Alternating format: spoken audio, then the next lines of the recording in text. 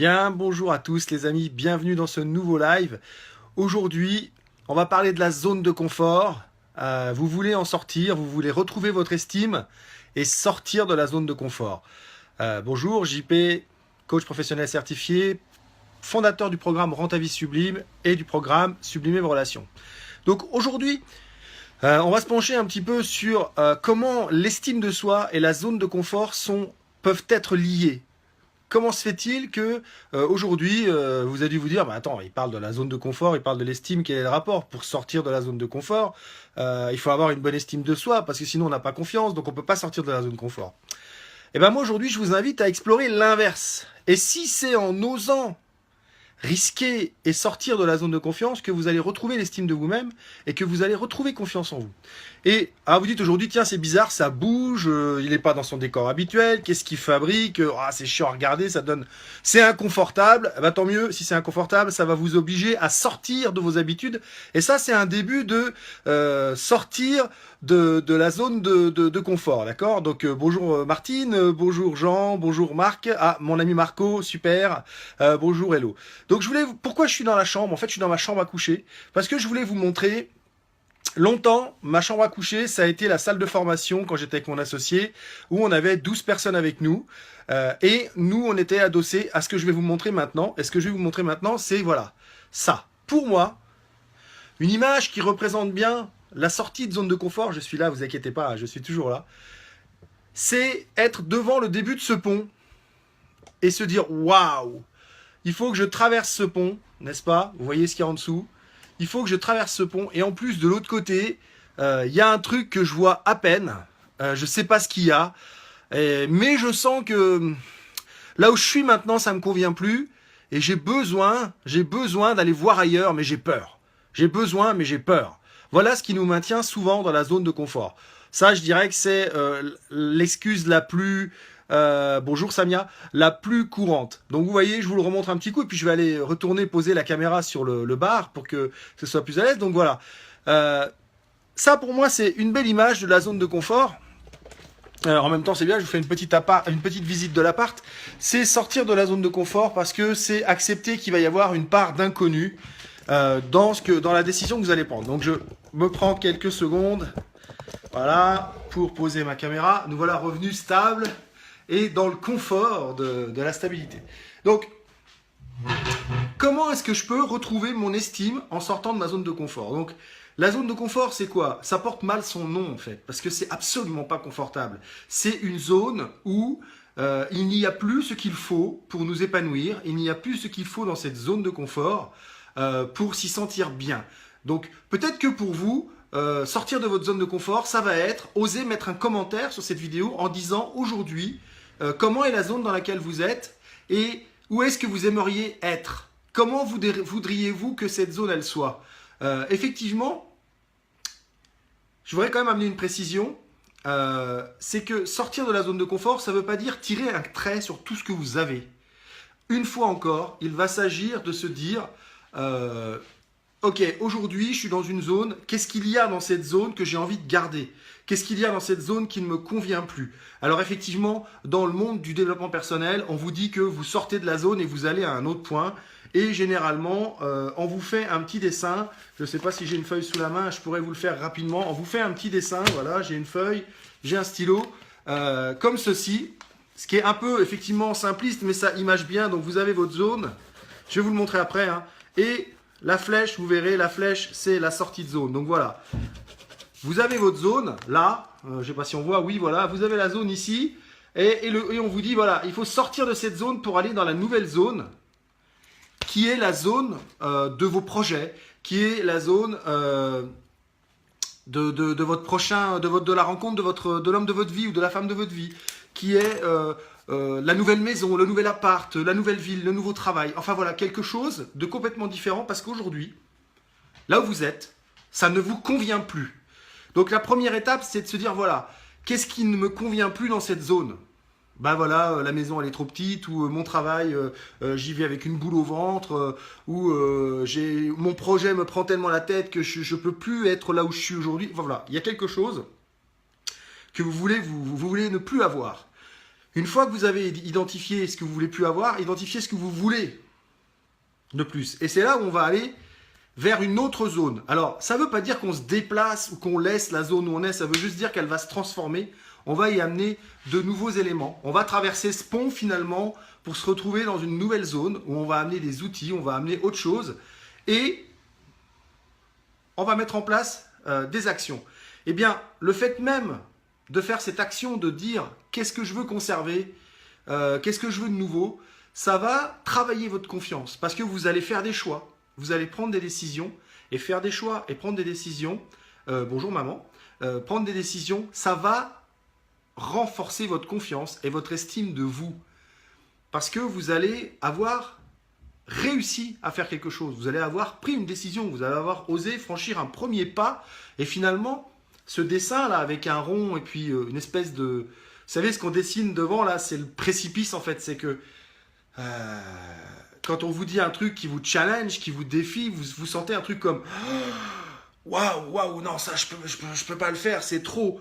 Et le pas qu'on va vous proposer derrière, finalement, il va être très audacieux, il va être très en dehors de votre zone, mais comme il sera très en dessous de ce qu'on vous proposait, vous allez le prendre. Et vous allez faire ce petit pas qui va vous permettre de déjà modifier votre zone.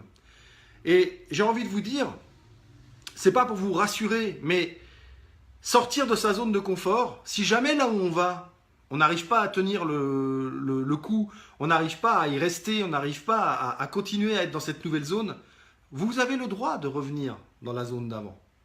Et ça sera déjà plus la même zone, parce que vous aurez essayé autre chose. Et quand vous allez revenir dans cette ancienne zone, vous allez y revenir consciemment, et vous ne la vivrez pas de la même façon, parce que ce sera un choix conscient. La problématique de votre zone de confort d'aujourd'hui, c'est que vous la subissez. Vous êtes dans cette zone, elle est confortable. Pourquoi ? Parce que vous savez comment ça fonctionne, vous savez où ça vous amène, vous connaissez bien la zone. Voilà pourquoi on dit qu'elle est confortable. Mais elle pue en vrai. Elle pue cette zone. Ça pue tellement que vous y êtes mal, mais vous n'arrivez pas à vous dire que vous réussirez à franchir le pas. Or, eh ben, on n'est pas obligé de faire un grand pas comme ça en premier. On peut très bien faire un pas comme ça. Et ce pas-là, pour vous, il est comme ça. Et pour un autre, il va être facile.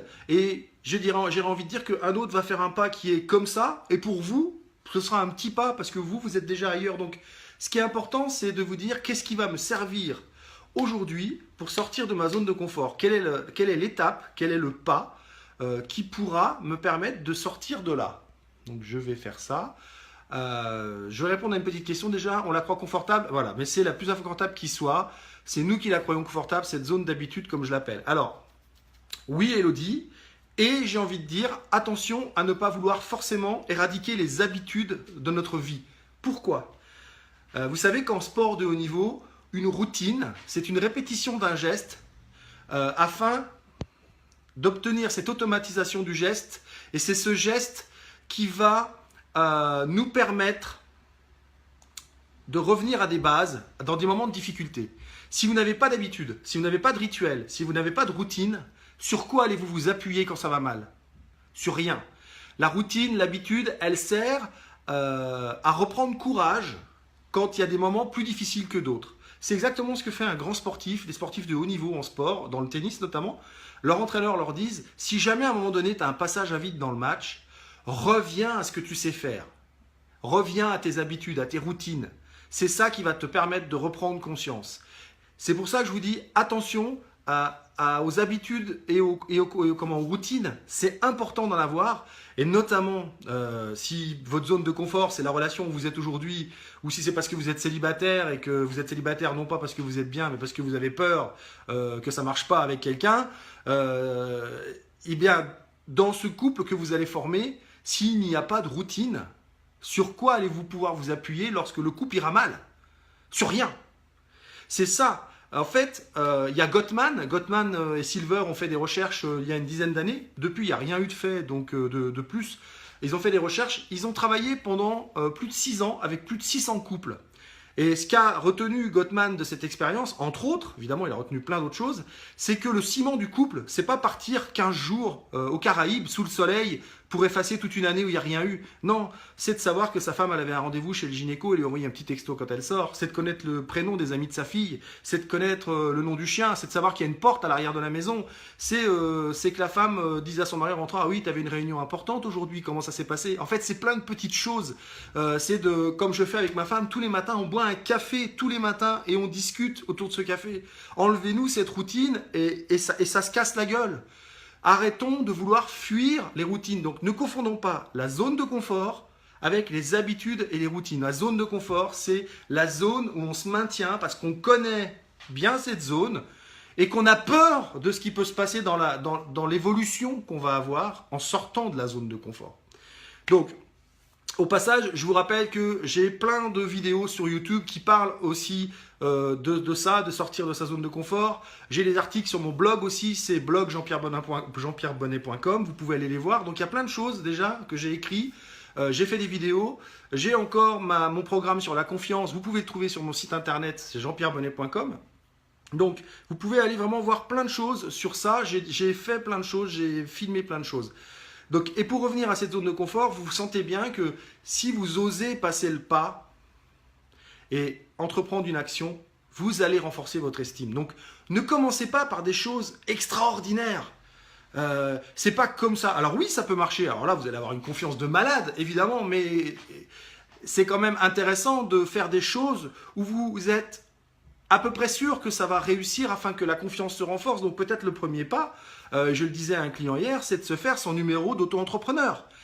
Il n'y a pas de grand risque, mais à la fois, ça va être un pas qui va déclencher de l'énergie positive, on a eu une petite coupure, donc je dis c'est des choses qui vont déclencher des choses positives en vous et qui vont vous permettre de renforcer la confiance. Et puis l'étape suivante, ça va peut-être être de dire, voilà, maintenant je vais appeler des copains pour leur dire, écoutez, je me reforme en coaching, j'ai envie de coacher, je vous offre un coaching pour 20 € au lieu de 100, mais parce que moi j'ai besoin de travailler. Voilà, ça va ramener des choses positives.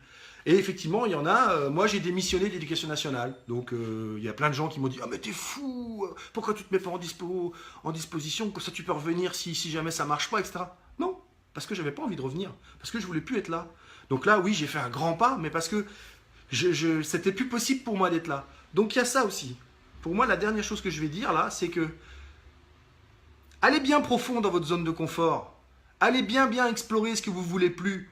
Allez bien voir que ça sent bien la merde et que vous voulez plus sentir ça. Parce que c'est au moment où ça deviendra intolérable pour vous que vous allez trouver le courage de sortir de votre zone et d'aller vers autre chose. Parce que le problème, c'est que aujourd'hui dans notre société, dès qu'il y a une émotion, on essaye de la réprimer, on essaye d'en parler, on la conceptualise, mais on la vit pas. Alors moi je vous le dis, si vous êtes dans la merde en ce moment et que ça sent mauvais, allez plus profond encore pour bien voir que ça sent bien mauvais. Et je vous jure que ça va être tellement intolérable que vous allez trouver la force de vous sortir de là où vous ê't. Et pour ceux où ça n'en est pas à ce point, j'aimerais que à la fin de cette vidéo, dans exactement 30 secondes, vous écriviez en dessous de cette vidéo, en commentaire, quelle est l'action que vous allez faire à la sortie de cette vidéo pour commencer votre sortie de zone. Quelle est l'action que vous allez faire pour commencer à sortir de votre zone de confort? Allez-y, prenez votre courage à deux mains. Peut-être que c'est même partager cette vidéo en écrivant en haut, voilà, je viens de voir cette vidéo, je décide qu'à partir d'aujourd'hui, je vais faire 30 minutes de méditation tous les jours parce que je sais que ça peut m'amener quelque chose. À partir ce soir, je vais créer mon auto-entrepreneur parce que je veux commencer à faire mon activité, etc., etc., etc. Je vais m'inscrire dans une salle de gym parce que je veux absolument retrouver une silhouette plus mince. Je ne sais pas quelle sera votre action, mais écrivez-la. D'abord là, ensuite vous partagez, vous écrivez ça en haut, prenez votre responsabilité et dites à tous ceux qui vous entourent, voilà ce que je décide. Ça va vous engager, ça va vous amener une volonté parce que vous aurez envie de respecter la parole que vous avez prononcée. Et je finirai avec la petite phrase québécoise, c'est « Faites en sorte que vos bottines suivent vos babines. Walk your talk. » Mettez votre parole en marche. Arrêtez d'en parler, faites-le. Mais avant, allez bien sentir que c'est plus tolérable.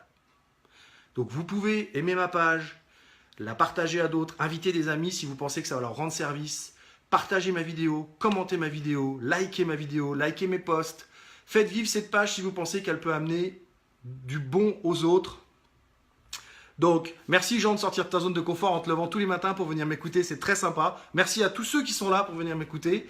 J'en ai pas parlé, mais là on a dépassé les 8000 fans. Il y a encore 3 semaines, j'étais à 4000, c'est incroyable. Je vous remercie vraiment de me suivre. Et puis, je vous dis à demain pour un autre live avec un autre thème. Et n'oubliez pas, posez-moi des questions si vous avez un thème qui vous chagrine. À demain!